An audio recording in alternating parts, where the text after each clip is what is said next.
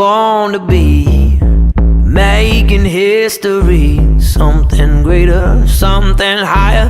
Ain't nothing gonna stop this fire. It's plain reality. I was born to be something greater, something higher. Ain't nothing gonna stop this fire. I was born to be making history, something greater, something higher. Ain't nothing gonna stop this fire. Alright, hello everybody, this is Firefighter Cameron Mack. I am doing a little video tutorial on the new rope assisted search bag that will be placed on the engine. So, here we go. Alright, so here is the video objectives. There are 4 of them, even though you can see I have 5 instead of 4 written. But you can pause the screen and read them if you'd like. We'll make sure to hit them all as we go along. So, searching a large area that may be involved in a fire or that has near zero visibility when there's an urgency to save lives is a huge undertaking. The skills needed for these situations must be safely coordinated to be effective. When conducting a large area search, make sure you have the proper training to search these large areas while incorporating simple but concrete techniques that use rope-assisted search procedures to turn this task into a huge and successful accomplishment. The focus here is to assist you and your department in establishing simple, accountable, safe procedures for rope-assisted searches in large and many times confusing areas. So, the reasons to use the RAS bag is to ensure good search coverage of large areas, prevent duplication of efforts, and it's an expedient path of egress. When to use it would be RIT situations, large area searches, team searches, and cold smoke situations. We also have to remember to keep these principles. Keep it simple, ensure accountability, realize the limitations, and ensure that it is necessary to search with a rope bag before committing to it. So, construction types that are conducive for RAS bag type searches are big box warehouse type buildings, commercial buildings, also large areas with central hallways such as hotels or nursing homes, and offices with cubicle style layouts. And here's a picture of our new RIT Safety Solutions rope bag. It's sitting on the bumper of engine 4 here. We'll kind of go over some of the contents that make up the bag itself. It includes the 200 feet of 9.5 millimeter Kevlar rope. This rope is actually rated at 7,600 pounds in its MBS, so it's pretty strong stuff. Also has an 862 degree temperature rating. The other parts that make up it are the 3 retractable tag lines consisting of 6 millimeter Kevlar rope. They're each 25 feet long. Their MBS is just 4,000 pounds, so it's a little bit weaker but still pretty strong. They also have a few non-rated carabiners, some duct tape for marking doors, and they're probably going to have a few wedges or door chocks in there for keeping the doors in the positions that we choose them to be in. Now to go over the rope marking system. Kind of did a little bit of research on this, looked at a few reviews, and what we've decided to go with here at Watertown is to use a ring and knot system. The ring and knot system will be placed every 50 feet on the main search line, which is that 9 millimeter 200 foot section in the main bag. We chose 50 feet over 25 just due to the number of rings that are involved. We found with the reviews that every 25 feet becomes a little bit too much cumbersome and too many knots that are in the rope itself. So people have suggested just using every 50 feet, which is what we chose to do. Next, with the rings will be the main source of what we want to use when actually performing our searches. So we can clip into those with our tethers every 50 feet, and the tethers can make a 25-foot swing in each direction, which should give us good coverage of the entire area while using our main search line. The rope also has a kind of a system for egress, just kind of like on a hose line. When you think about smooth bump to the pump, it's kind of the same thing. We just don't have a cool little saying with it. Basically, the knots are on the inside of the building, and the ring is towards the egress side. So They talk about ringing a doorbell. The doorbell's on the outside. The rings should be to the outside as well. So that's just kind of a way to remember how to seek egress. And the knots should tell you, if you take the time to count, every 50 feet is going to have one knot. So if we look at the knots here, we have a few pictures of them. With this one, there is just one knot. So that means you'd be 50 feet away from the door or the egress, no more. And the next picture here is 2 knots, so you're at the absolute most just 100 feet away from the egress. So now to go over some of the tools for a successful rope assisted search. Obviously you're going to need the RIT Safety Solutions search bag and its contents. Next, we're going to have a minimum of 1 thermal imaging camera. These are actually built in on some of the packs on our SCBAs, so that shouldn't be a problem either. Forcible entry tools, obviously the irons, the true North RIT pack or whatever pack we might have depending on what engine we're on. Portable radios for every firefighter. Personal webbing, carabiner wouldn't be a bad thing to add in there as well. Flashlights if you're choosing. And we're obviously all going to have the ability and knowledge to use these. Can't be said enough that team members ready to enter a large area to search without these basic elements are jeopardizing their safety, the safety of the entire team, and the safety of the victim. So, get trained up on these tools, be prepared to carry them into a building, and perform a successful rope-assisted search. Based on confirmed information of whether a mayday or a search for a civilian is involved, the IC on the scene can call for a rope-assisted search team. The positions and roles of the 3 to 4 member rope search team include the following. The first position is the team leader. He'll be carrying the rope bag, tick, and a portable communication system, or a radio. Roles and responsibilities of the team leader would include continuously holding the rope above the ground and keeping it as tight as possible. Also, diligently control the rope bag and the amount of rope being played out at a given time. Never allow members or entanglements to unknowingly rob the rope inside the bag. And when a team must change directions, establish an object or human anchor that are secured and ready before moving forward. And the next position would be the second or third position would be the toolman/searchers. They're carrying Halligan bars and axes and portable radios, also possibly ticks. The fourth member is carrying the RIT bag. He's also able to assist the team leader in managing the main search line and manning tethers for the searchers. He may also switch out with the searchers if one should become fatigued. It can't be stated enough that everybody on the main search line should know their position on the line, and all members should make sure they're on the same side of the line at all times when entering the structure, especially at the beginning of the search. Alright, now to get into the anchor point shoot portion of this video. Anchor point shoot basically is the rope assisted search what pull aim squeeze sweep is to the fire extinguisher class. Basically, it's the main principle that this is all kind of founded off of. Anytime that a search rope team changes direction, the principles of anchor point and shoot are repeated. Team members establish anchor points in the search line to guarantee the stability of the search line and the safety of the searching firefighters. To anchor is to find an initial anchor and any change of direction anchor that is determined by the team leader. The team leader then points to the direction of travel as determined by himself. Shoot is basically forward travel while managing the search line and performing the chosen type of rope search technique. Alright, now to get into anchors. The initial or outside anchor is the first one that must be determined when it's decided to use the RAS bag. It should be outside of the IDLH atmosphere and set to a fixed location. It should also be sturdy enough to the point where no matter how many team members are pulling on it or what activity is being performed on it, it should not be able to be uprooted from the ground or leave the scene. So for the initial anchor, a simple 3 to 4 wrap tensionless hitch will work.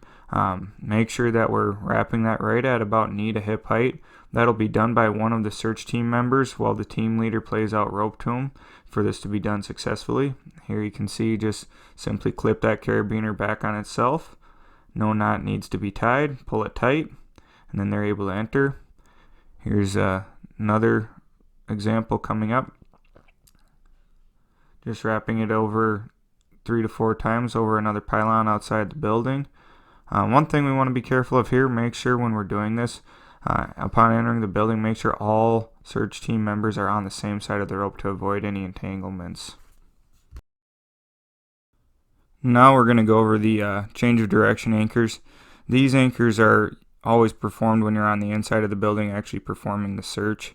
The first one we'll talk about is the interior wall anchor. This one is performed basically one of the searchers will use their tool to breach a wall, and then the main search line can be tied around one of the studs that you expose. This is a fairly time consuming process and it's one of the most unreliable ways to do it, so it's probably actually should be our third choice between all three of these change of direction anchors. The next one is the fixed object anchor. Basically, you just find something that the team leader deems is sturdy enough to support anchoring off onto and changing directions. We have a quick little video of that one here. So here my team leader has pointed out that he wants me to use the ladder off of engine 4 to use as a change of direction anchor. We're just using a simple set of 2 half hitches to secure this around. You could also use just a simple overhand knot as well. Keep in mind we want to use simple knots. We have big bulky fire gloves on, low visibility. Try to keep that rope tight behind you as well. So there's the finished product, and we're able to change directions and move from there. The final change of direction anchor is the human anchor. This is performed when the team leader is unable to locate a fixed object to change directions off of. So this is going to include one of the searchers having to use either the bottle wrap or the front bite method to allow the team to search in a different direction off of. They have to keep the rope tight and make sure they're listening for sounds of victims or any sounds of structural collapse as well. The first video we're going to show you here is the bottle wrap method. The team leader calls for one of his searchers to make this change of direction. Simply wrap that main search line on yourself, keep it tight on your pack, and keep it right at that hip to knee height. The next one is that front bite method. So we're changing directions in about the exact same spot. I'll step over just for clarity's sake here, and just using a simple overhand knot, which is always harder to do in fire gloves and especially in lower visibility conditions, so we have to make sure we practice this stuff. Now just pull it tight in both directions, and once again the team is able to search in whichever direction the team leader has chosen.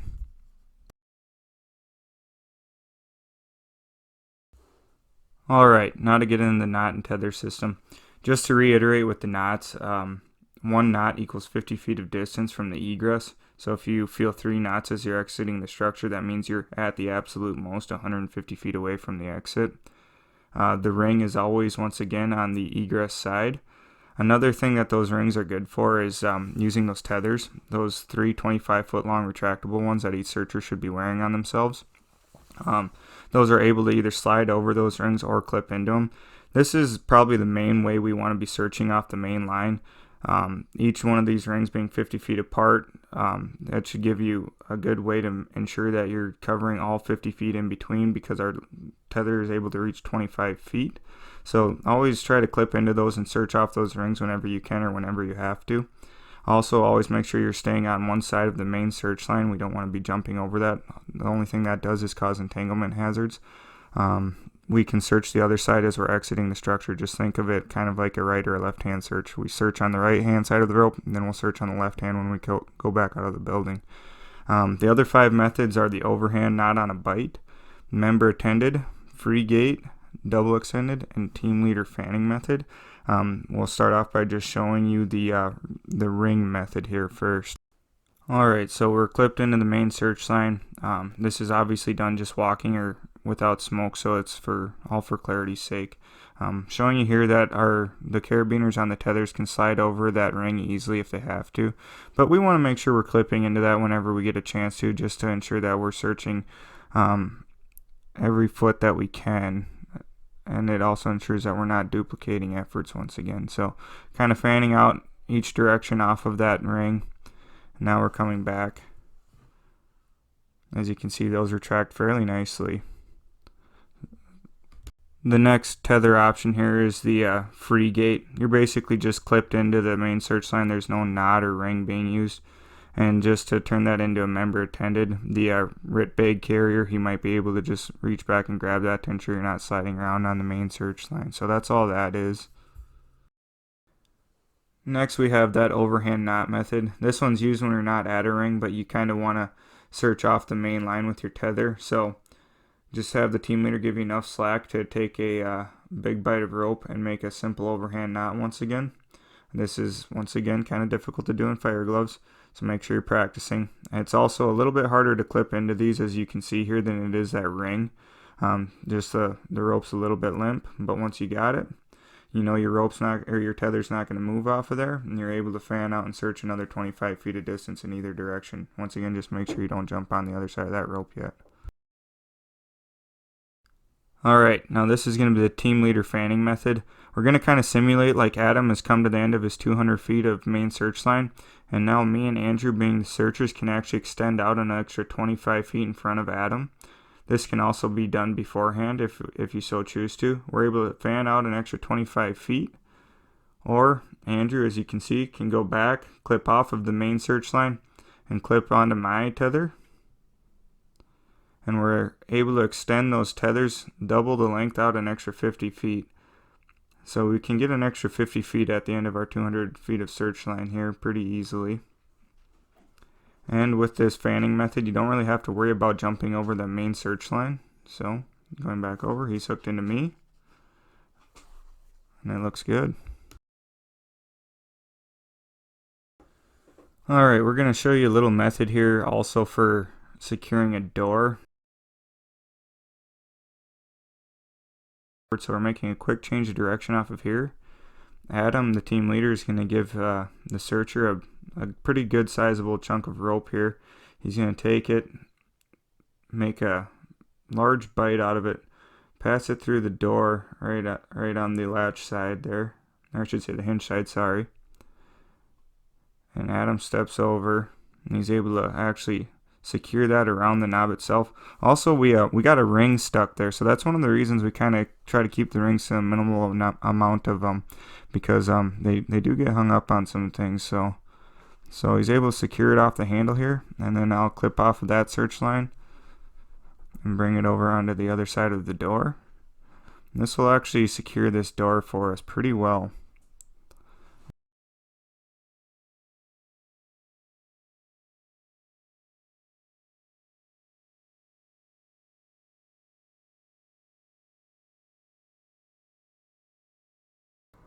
Alright, now we're going to talk about the door marking system.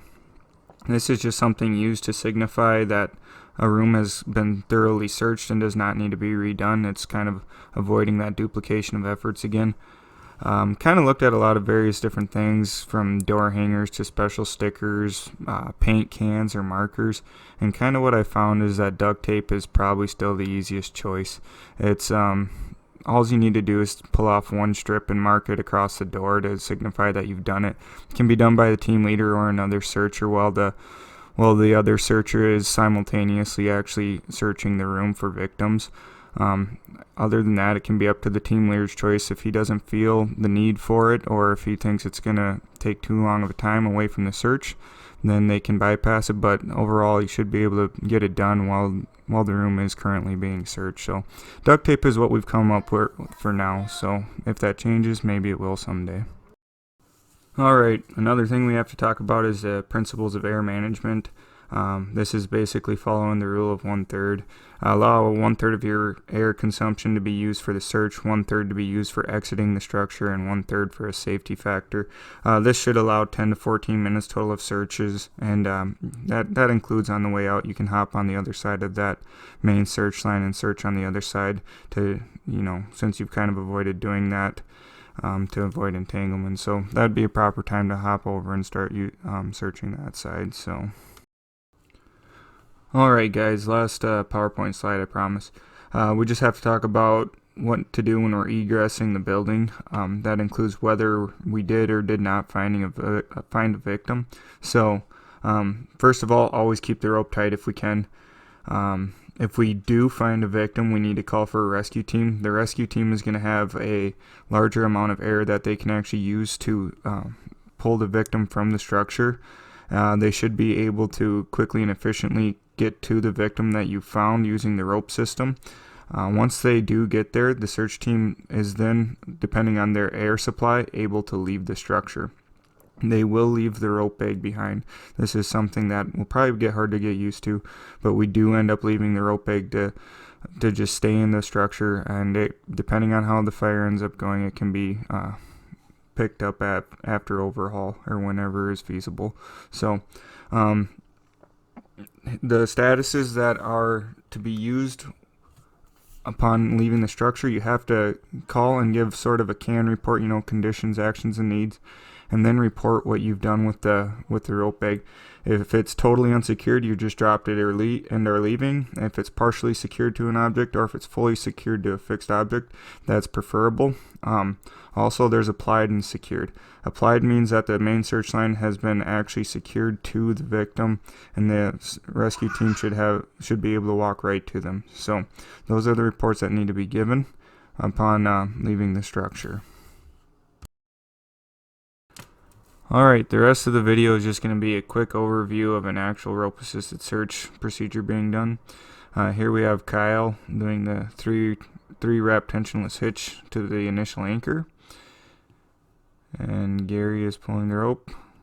One thing we found here is that we want to make sure all the searchers are on the same side of the rope. It's also kind of nice to have an anchor that's on the side of the door that swings, and you'll see why later.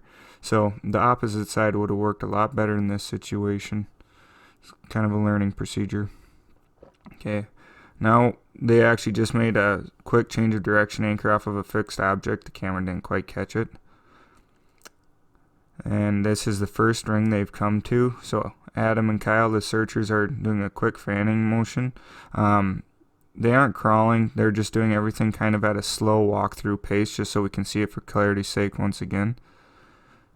So Kyle's looking in that door. He kind of realizes his tether isn't long enough to actually do a search of that room. And they're kind of coming back to the center here. Now they're going to hook into each other. Actually, this is just another angle of that initial search off the first ring here. So just another angle here.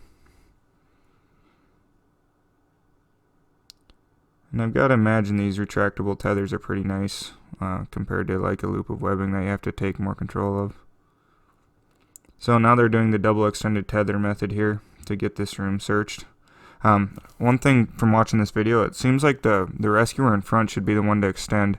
Adam was in front of Kyle, and as you can see here, they kind of have to do a little dancing motion to get Kyle hooked up to the tether here. So, but now he's able to go in and do a search of this room. So just kind of note that when you're practicing this. And this is a time where Adam could be using that duct tape to mark the door as well, while Kyle finishes the search of that room. So, room is searched. They're coming back to the main line off their tethers. Now, after they're reconnected to the main line, as you can see, Gary's making a very obvious pointing motion for this video. Here's another angle. He's pointing at that other door. As you can see, Adam is doing a member-attended tether here on top of another double team tether. And Adam's doing just a quick, well, actually kind of a slow walk-through motion of this search of a room here. Once again, all the lights are on and the visibility is fine. So, nothing's found yet.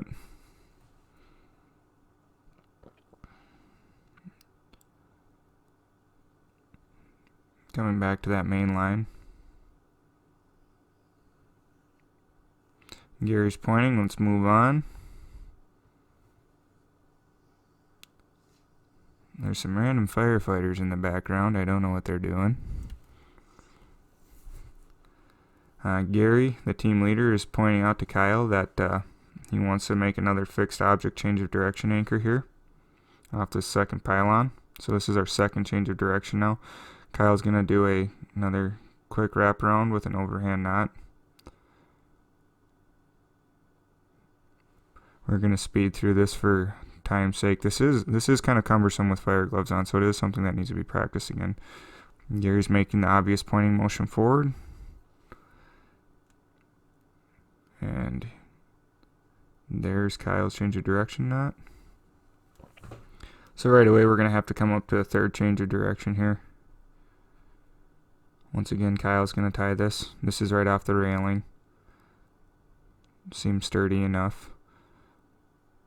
So we're going to kind of speed through this one. Make sure you take a big bite of rope when you're doing this. Let that team leader make sure you do that. So it makes things a lot easier than having a small bite. Moving on. One thing here, they're all on the same side of the rope still, but as you can see, it's kind of going to pinch them in on this side here. So, and with our 200 feet of rope here, this is where we finally come to the end of it. So now we're going to do that team leader fanning method now that we're on the end to get an additional 25 feet. Kyle and Adam both stay clipped on. Gary's going to kind of attend those tethers. Do a quick search, and it just so happens that we find a victim at the end of this. And now it's time to call for the rescue team, who arrives a lot quicker because they're able to move right to the victim without searching. They have a lot more air. The search team is low on air, so at this time they're going to just drop the bag and they're going to head out depending on their air situation. Here's a quick overview of the system.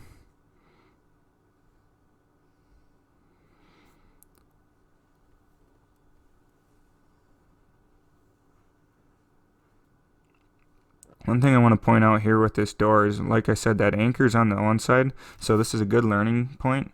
It actually trapped us inside of the building the first time, so make sure that if you're going to do that door tie method, that you have an anchor that's on the correct side of the door, or you're going through an inward swinging door. Otherwise, that could actually lock you into the building, which is devastating, and you'll wind up on the internet. So now they're making the initial drags now. We have a very good victim. They've put a mask on him. It's just time to kind of turn into horses and get this guy out of the building now. Here's the final drag. And as you can see, he's still very much unresponsive, being a great victim. Big old curl with that webbing. And he gets it. So, we've had a successful rope-assisted search rescue in this incident. High fives for everybody. And there we go. So, in the long run, you're not going to look good using this thing unless you actually get your hands on it and train with it. This video isn't enough. Figure out the ins and outs of it. For example, that anchor issue, which searcher should extend out on the double tether, figuring out how long of a bite of rope to pull. Just get your hands on it and actually use it. So here's a quick picture of Adam as well for you guys. I want to say thank you to everybody that helped with this. Stay safe from the coronavirus, and hopefully there's more of these videos to come. Thank you.